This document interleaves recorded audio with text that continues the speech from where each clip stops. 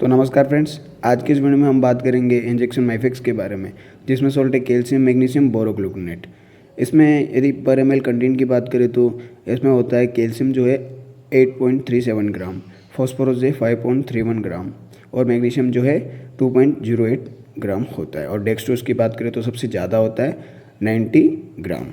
तो आगे हम बात करेंगे ये कैल्शियम, मैग्नीशियम, बोरोग्लूकोनेट का जो इंजेक्शन है पशुओं में किन किन डिजीज़ में काम करता है और इसकी डोज क्या रखनी चाहिए और इसके साइड इफेक्ट के बारे में भी बात करेंगे। साथ ही प्रेगनेंसी सेफ या अनसेफ के बारे में भी आगे आपको जानकारी मिलेगी, तो वीडियो को लास्ट तक जरूर देखना।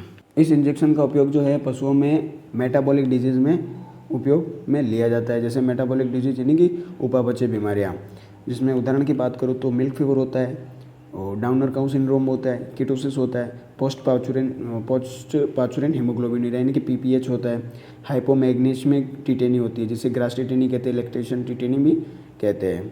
तो इन सब के बारे में आपको विस्तार से जानकारी मिलेगी। जैसे मैंने स्क्रीन पे लिख रखा है milk fever, PPH, DCS, downer cow syndrome like hypomagnesaemic tetany, hypothermia, low body temperature, calcium deficiency, magnesium deficiency और फॉस्फोरस डेफिशिएंसी, एनीमिया, कीटोसिस आदि।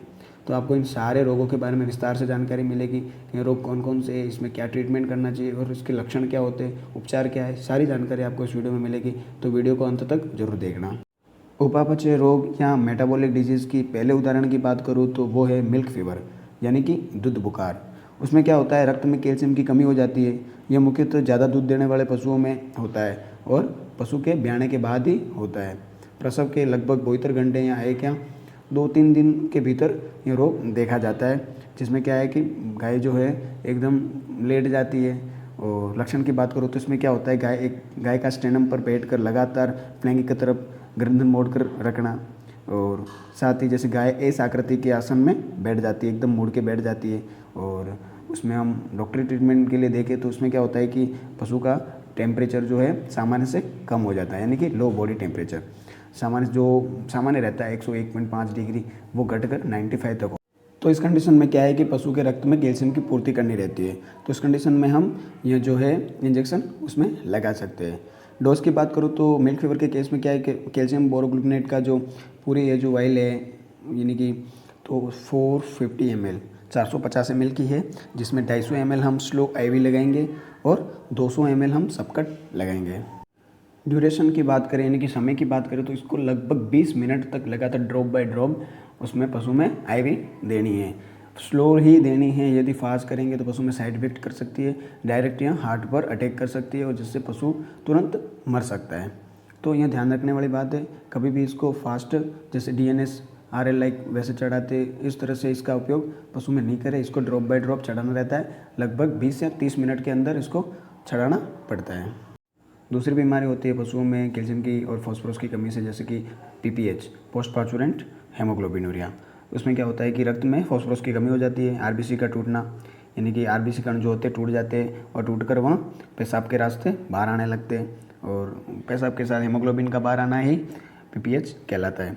तो उसमें भी क्या है कि फॉस्फोरस जिसमें मिला है तो फॉस्फोरस का इंजेक्शन जो है पशु में दे सकते हैं यदि डाउन टेम्परेचर है तभी, अन्यथा उसमें दूसरा इलाज किया जाता है। उसमें सोडियम एसिड फॉस्फोट का इंजेक्शन आता है और टोनोफॉस्फोन आदि का इंजेक्शन लगाकर फॉस्फोरस की पूर्ति की जाती है और यह बीमारी ठीक की जाती है। लेकिन अगर डाउन टेम्परेचर है और हीमोग्लोबिनूरिया का केस देखा जा रहा है, आपको पेशाब के साथ हीमोग्लोबिन आ रहा है, तो इस कंडीशन में क्या है कि आपको यह बोतल या फिर जो है माइफेक्स चढ़ानी चाहिए।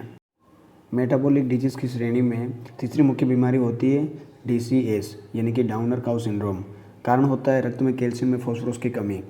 इसमें क्या होता है, लक्षण की बात करो तो गाय जो है आगे के पैरों से खड़ी हो पाती है लेकिन पीछे के पैरों से सही से खड़ी नहीं हो पाती है, वह रेंग कर चलती है। और भी जैसे पशु जो है खाना पीना कम कर देता है, साथ ही मलमूत्र जो होता है उसका सामान्य हो जाता है, त्याग नहीं कर पाती है सही से और ना वो खा पी सकती है।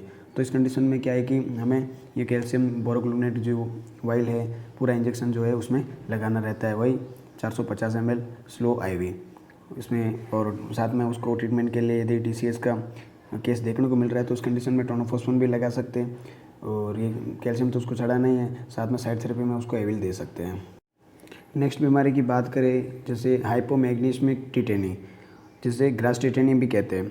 इसमें क्या होता है कि रक्त में मैग्नीशियम की कमी हो जाती है तो इसमें क्या है, ज़्यादा मात्रा में हरी घास जो खा जाता है पशु, तो इस कंडीशन में यह केस देखने को मिलता है। घोड़ी में हाइपोमैग्नीसियमिक टेटेनी जो होती है रक्त में कैल्शियम की कमी से होती है, और रूमिनेंट्स जो होते हैं एनिमल, उसमें क्या है कि ये मैग्नीशियम की कमी से होता है। इसमें क्या होता है कि मांसपेशियों में कंपन होने लगती है, ऐंठन होने लगती है, पशु जो है सही से खा पी नहीं सकता है, एकदम बैठ जाता है। तो इस कंडीशन में भी क्या है कि कैल्शियम बोरोक्लिनेट जो ये माइफेक्स आती है वो उसको लगानी रहती है 200 से 250 ml स्लो IV, और बाकी जो बचे उसको सबकट लगानी रहती है। और इसमें बात करूँ तो क्या है कि हाइपोथर्मिया, यानी कि पशु का टेम्परेचर जो है सामान्य से कम हो जाता है, तो इस कंडीशन में इसको चढ़ाना चाहिए 95, 94 ऐसे हो जाए, तो इस कंडीशन में टेम्परेचर मेंटेन के लिए यह माइफेक्स दी जाती है पशुओं में। लो बॉडी टेम्परेचर, वही बात हो गई। कैल्शियम डेफिशिएंसी, मैग्नीशियम डेफिशिएंसी और फॉस्फोरस डेफिशिएंसी, जो कंटेंट इसमें मिले उसकी पूर्ति यह करती है। साथ ही रक्त की कमी हो जाए तब भी इसका उपयोग हम पशु में कर सकते हैं। कीटोसिस के बारे में तो आपको मैंने बता ही दिया। कीटोसिस लाइक उसमें आता है कि रक्त में ग्लूकोज की कमी हो जाती है, हाइपोग्लाइसेमिया जिसे बोलते हैं। तो इस कंडीशन में भी यह जो है अगर डाउन टेम्परेचर है तो इसका उपयोग पशु में कर सकते हैं। तो फाइनली आपको बीमारियों के बारे में मैंने विस्तार से जानकारी दे दी। अगर अच्छी लगी तो मेरे चैनल को सब्सक्राइब जरूर करें, शेयर करें, लाइक करें। आगे हम बात करें कि किस कंडीशन में इस माइफेक्स का उपयोग पशुओं में नहीं करना चाहिए, और इसमें इसको देने पर क्या क्या सावधानियां हमें रखनी चाहिए। मुख्यतः बात यही है कि इसका उपयोग तो एक तो स्लो करना है। अगर IV लगा रहे हैं तो एकदम इसको स्लो उपयोग में करना है, लगभग आधा घंटा उसका मतलब टाइमिंग लेनी चाहिए। दूसरा हम बात करें पशु में यदि टेम्परेचर बढ़ा हुआ है 105 डिग्री, 104, 103 ऐसा हो गया है, तो इस कंडीशन में भी यानी कि हाइपरथर्मिया के केस में इसका उपयोग नहीं करना है। लाइक पशु का टेम्परेचर जो है सामान्य से ज़्यादा हो जाए तो इस कंडीशन में इस माइफेक्स का उपयोग पशु में नहीं करना है। क्या होता है कि टेम्परेचर बढ़ा होता है तो हार्ट बीट भी बढ़ी रहती है, तो अगर हम इस कंडीशन में यदि माइफेक्स चढ़ा देंगे तो पशु का टेम्परेचर हार्ट बीट जो है बढ़ जाएगी, इसी के साथ पशु मर सकता है या पशु को नुकसान हो सकता है। तो ध्यान रखने वाली बात यही है कि इसको कभी भी फीवर के केस में बुखार हो जाए पशु को तब इसका उपयोग नहीं करना है। इसको केवल और केवल डाउन टेम्परेचर में ही पशु में उपयोग में लेना है। और ध्यान रखने वाली बात यह है कि इसका उपयोग जो है कभी भी पशु में एसिडोसिस, एल्कलोसिस लाइक यदि अपच का केस है, सिंपल इंडाइजेशन का केस है, तो इस कंडीशन में एंडोरेक्सिया के केस हो गया, तो इस कंडीशन में पशु में ये उपयोग नहीं करना है। यानी कि साफ साफ कहूँ तो पशु जो है खाना पीना अगर नहीं कर रहा है, कई दिनों से बैठा है, तो इस कंडीशन में माइफेक्स का उपयोग नहीं करना है। लो टेम्परेचर होगा तभी करना है, बाकी एसिडोसिस, एल्कलोसिस के केस में इसका उपयोग नहीं करना चाहिए। शॉर्ट में बात करूँ तो एक बार फिर जैसे कि पशु का तापमान जो है सामान्य से कम हो जाए तब इसका उपयोग करना है, लाइक मिल्क फीवर के केस में। साथ ही ताज़ा ब्याई हुई भैंस या गाय में भी इसका उपयोग हम पशु में कर सकते हैं ताकि यह रोग होने से पहले उसको बचाया जा सके। साथ ही जैसे पशु की हड्डियाँ कमजोर हो जाए तब भी इसका उपयोग कर सकते हैं। पशु दूध देने वाले पशु, ज़्यादा दूध देने वाले पशु जो होते हैं उसमें भी इसका उपयोग पशु में कर सकते हैं। पशु में यदि प्रोलेप्स का केस है, प्रोलेप्स के केस में क्या होता है कि प्रोलेप्स एक तो जेनेटिक होता है, यानी कि माँ को आ रहा है तो बच्चे को भी आएगा, और कई बार की मिनरल डेफिशिएंसी के कारण, कैल्शियम मैग्नीशियम की डेफिशिएंसी के कारण भी क्या होता है कि पशु में प्रोलेप्स होता है। तो इस कंडीशन में भी यह हम प्रोलेप्स के केस में भी इसका उपयोग पशु में कर सकते हैं। मिल्क फीवर के केस में यदि हमें रिजल्ट नहीं मिल रहा है एक बार माइफेक्स देने के बाद, तो उसको हम 48 या 24 घंटे के बाद एक और दे सकते हैं, साथ में और भी ट्रीटमेंट कर सकते हैं। तो फाइनली आपको माइफेक्स पर वीडियो कैसा लगा कमेंट करके ज़रूर बताएं, और भी इसी तरह के वीडियो देखने के लिए मेरे चैनल को सब्सक्राइब जरूर करें, और भी अपने वेटेरिनेरियन जो फ्रेंड है उनको भी ये वीडियो शेयर जरूर करें। धन्यवाद।